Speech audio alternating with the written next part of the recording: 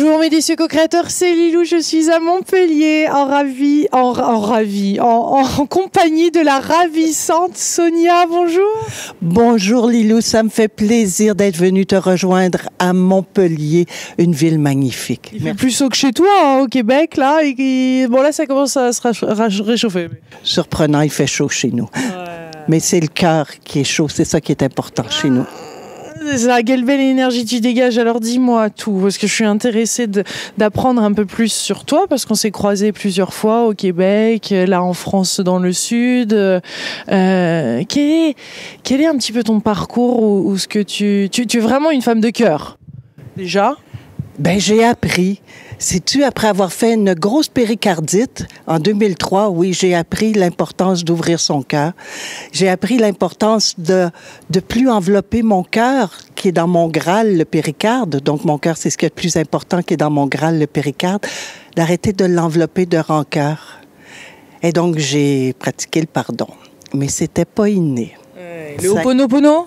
Entre autres, oui, j'ai eu la chance de rencontrer Dr. Hewlett 2 fois aux États-Unis, de faire 2 stages avec lui, oui. Avec toute la multitude de ce que j'avais appris en généalogie, psychogénéalogie, transgénérationnelle et tout ça, avec tous mes professeurs, ça fait quand même 20 ans que je me forme à temps plein. J'ai été organisatrice de stage au Québec pour plusieurs médecins européens pendant 8 ans, jusqu'à ce que je fasse une énorme dépression nerveuse et que là, ben, mon monde bascule. Le tsunami est passé. Le coup classique, hein, pour beaucoup en ce moment. Oui. Et alors, qu'est-ce qui t'a permis de sortir de ce tsunami, de ce burn-out Le chemin de Compostelle, Lilou. Ce fut pour moi partir à 54 ans, marcher, alors que les médecins m'avaient dit, après mon accident et la NDE, à l'âge de 8 ans, que je ne marcherais plus à 40 ans. À 54 ans, j'ai traversé l'Espagne. Donc, la foi, elle ne fait pas que déplacer des montagnes, elle nous fait nous déplacer dans les montagnes aussi. Donc, j'ai vécu un moment tragique, faut pas se le cacher. Et ce bascule-là, suite à la dépression, à la faillite, à tout ce que tu veux, m'a amené des horizons extraordinaires, m'a amené une libération. Donc, je suis passée des hôtels 5 étoiles à des sacs de couchage tout étoiles, sous les étoiles de Compostelle, oui. Comment tu gardes espoir? Comment tu as gardé espoir dans ces moments-là? Ma phrase désespérée, c'était « La vie ne veut pas de moi et la mort non plus. Donc, qu'est-ce que je dois faire? » Et là, je me suis rappelé des rêves que j'avais quand j'étais enfant. Donc, je rêvais d'être hôtesse de l'air pour voyager.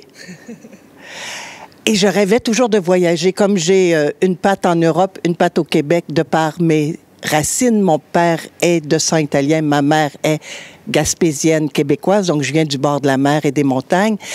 Et donc, je me suis dit, qu'est-ce que je peux faire pour voyager sans argent? Et donc, j'ai commencé par soigner des gens malades. Lorsque tout a été libéré, tout a été vendu, je suis partie demeurer chez ma mère. Et j'ai bâti, si tu veux, un atelier de mes compétences, c'est-à-dire la libération des mémoires. Comment on fait ça? Comment on fait pour libérer les mémoires, alors? Bien, pour moi, déjà, c'est ouvrir sa conscience, que chaque événement est une opportunité qui nous est donnée de faire face à une mémoire, de se regarder, de regarder l'émotionnel, de regarder l'émotion qui monte, d'apprendre à lui parler et lui dire quel est le message. Donc, pour ça, moi, je travaille énormément avec l'enfant intérieur. Donc, l'enfant intérieur me permet de dialoguer avec ma partie inconsciente, qu'on appelle le cerveau limbique, mais j'aime mieux symboliser par l'enfant intérieur. Et donc, comme j'avais fait une panoplie de cours. J'avais à peu près tout appris en énergétique, en symbolique, tout ce que tu veux avec les plus grands. Ben là, j'avais tous les outils pour pouvoir me regarder. Donc, la libération de mémoire, ça passe par le pardon. Parce qu'en fait, et ça, quand je te parle d'une occasion, tu vois, j'ai subi de la méchanceté à un moment donné. Et de cette méchanceté-là, je me suis dit, qu'est-ce que j'en fais? Moi, j'ai eu la chance d'avoir un merveilleux jardin bio. Et pour faire pousser mes roses, eh bien, je prenais de la merde. Donc, notre merde compostée, quand on devient une alchimiste, on peut se faire des merveilleux jardins de roses. Donc, avec cette expérience de méchanceté, je me suis dit, mais qu'est-ce que je peux en faire? Donc, je suis allée voir mes copines thérapeutes et ils m'ont dit, Sonia, c'est parce que tu ne mets pas ta couronne. tu ne te couronnes pas comme étant la reine de ton domaine. Alors, il y a d'autres personnes plus méchantes qui veulent te dominer parce que tu ne te domines pas. Alors, j'ai dit, c'est parfait, mais j'y croyais pas vraiment. Elle m'a donné l'expérience de Blanche-Neige. Blanche-Neige, c'est sa belle-mère méchante qui voulait usurper sa couronne. Et là, j'étais sur la route parce que je suis à peu près toujours sur la route. Et je suis arrêtée pour prendre un café chez Tim Hortons. Les Québécois reconnaîtront bien Tim Hortons au Québec. Et crois-le ou non, ils donnaient des couronnes, des petites couronnes d'enfants.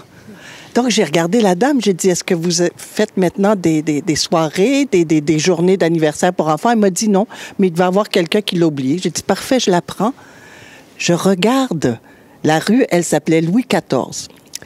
Comme à l'époque, j'avais une très, très vieille auto sans antenne de radio, il fallait toujours qu'à chaque ville que je passais, je réajuste ma radio. Et là, je suis tombée, avant même de démarrer, sur Musique pour les soupers du roi. Donc, j'ai dit, c'est parfait. J'ai compris le message, je me recouronne. Donc, comme j'ai eu la chance d'avoir beaucoup d'antiquités par une de mes grandes tantes en Europe, mais que j'ai mis tout à la vente, j'avais gardé quelques bijoux très anciens, dont cette bague, qui est un sceau. Et je me suis dit, je vais aller me couronner, je vais porter un sceau de quelqu'un de couronné. Et lorsque je suis venue à nettoyer le sceau, je me suis aperçue qu'il n'y a pas d'initiale, même s'il date de 1800 et quelques ou de 1700 et quelques. Il y a un code, 010-101-010. Comme Matrix. Oui. Alors, je me suis dit, Sonia, qu'est-ce que tu as à faire? Oui. Et j'étais à Sion, en Suisse, et l'information m'est arrivée, Sion, Jérusalem céleste, et Sonia, c'est à Sion. Donc, en fait, dans Matrix, les gens étaient formatés par une machine, préprogrammés par une machine, et les vrais humains vivaient à Sion, dans le film. Et donc, j'ai dit, ça y est, je sais qu'est-ce que j'ai à faire. Sortir de la préprogrammation de la matrice généalogique, karmique, se libérer et de rentrer dans la matrice de la vie, la matrice divine. Ouais. Et comment tu la vois, cette matrice divine, alors? La communion avec, en fait, au-delà de l'âme, pour moi, il y a mon étincelle de vie. Il y a ma première étincelle de vie. L'âme, pour moi, elle est le disque dur de toutes mes expériences. Okay? Et donc, quand j'arrive à communiquer avec cette parcelle de vie qui est pas Sonia Pasqualetto 1955, là, mais qui est une parcelle de vie, là, je rentre dans un champ qui fait que, je t'ai rencontré il y a 2 semaines et tout se place et je voyage avec Blablacar. Liège, non, oui. Oui! À Liège, avec Catherine, ma belle amie Catherine, et tout se place. Là, j'ai voyagé pour venir te rejoindre avec Blablacar. J'ai rencontré une médium qui m'a dit, Sonia, je t'héberge chez moi quand tu veux. Et tout se place. Quand je suis dans mon alignement, quand je ne suis pas dans mes souffrances, quand je touche cette matrice, elle est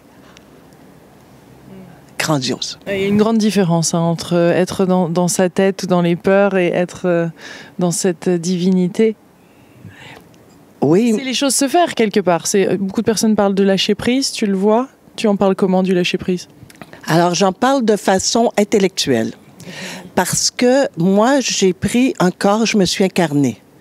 Donc, je suis un être spirituel incarné. Donc, j'ai un cerveau, j'ai des programmes de survie dans mon tronc cérébral, j'ai des programmes de survie dans mon cerveau limbique et j'ai des conditionnements dans mon cerveau nouveau. Si je ne respecte pas ça et si je fais lâcher prise, c'est aller, entre guillemets, à ma mort si mon lâcher prise, il n'est pas conscient. Donc, c'est aller me jeter en bas du précipice. Et faire le saut de l'ange, bon, c'est beau, je l'ai fait quand je suis allée à Compostelle, mais j'étais dans un état de désespérance la plus totale. Et là, j'ai fait mon saut de l'ange, mais maintenant, je fais un peu plus attention, disons. Tu es en train de dire que c'est dur pour toi de lâcher prise et tu aimes rester au contrôle des choses? Non. Je lâche prise, mais à un moment donné, il faut quand même sécuriser le mental et sécuriser l'enfant intérieur. Et comment tu fais ça, alors? Je lui parle. Moi, je fais du théâtre. OK, j'ai étudié avec Jodorowsky, entre autres, donc je fais du théâtre de la guérison. Donc, je me suis acheté une poupée magnifique. Et cette poupée-là, au début, pendant des années, je lui ai parlé. Dis-moi à l'intérieur. Je fais aussi beaucoup de radiesthésie. pour aller communiquer avec mon cerveau inconscient, là où sont les informations, et surtout là où est ma glande pinéale aussi. Parce que la glande pinéale, c'est ma connexion avec la vie. Donc, je pratique la glande pinéale tous les jours, je l'enseigne aussi. Et le lâcher-prise, bien, je vais sécuriser mon enfant en disant, tu vois, Sonia, tu as de la nourriture. OK, tu n'as pas de chez toi, mais tu as un toit tous les soirs. Tu as de la nourriture sur ta table tous les soirs. Donc, calme-toi. Calme-toi, ça va. Calme-toi. Mais à chaque fois, il faut que je me ramène. Calme-toi, ça va. Tu as un toit. Ah, les principes de base de l'animal, en fait. Hein? Avoir un toit, un peu de territoire. Ben moi, c'est mon lit, mon territoire jusqu'à date. Et avoir de la nourriture. Donc, c'est de la gratitude aussi, là, quand même. Hey, c'est que ça. Savoir dire merci. Avoir notre GPS, notre GPS émotionnel, gratitude, pardon et s'aimer.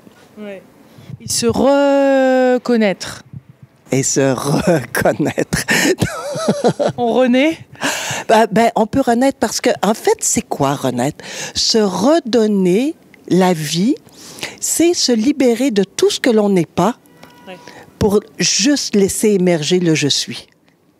C'est pas de se créer une nouvelle personnalité, c'est de me libérer de tout ce que je suis pas, je libère ça, et tout d'un coup, tranquillement, le je suis, il monte. Quand je suis connectée. Alors, cette NDE, je suppose que tu as quand même marqué, non? Et il y a eu des étapes de ta vie qui ont été difficiles. Donc, il y a ce travail de guérison qui est continu. Et tu as quand même ce souvenir de cette NDE, de cette fréquence, de cette résonance, de cette vibration? C'est pour ça que toute ma vie, j'ai voulu mourir. Ah oui. Jusqu'à être directeur général, une des premières femmes dans le début des années 80, directeur général d'une maison mortuaire, pour changer les mœurs mortuaires au Québec et marquer aussi le Québec par un colloque qui a duré 10 ans qui s'appelait « La mort, parlons-en ». Donc, c'est pas moi la spécialiste, hein. Moi, j'étais l'organisatrice seulement.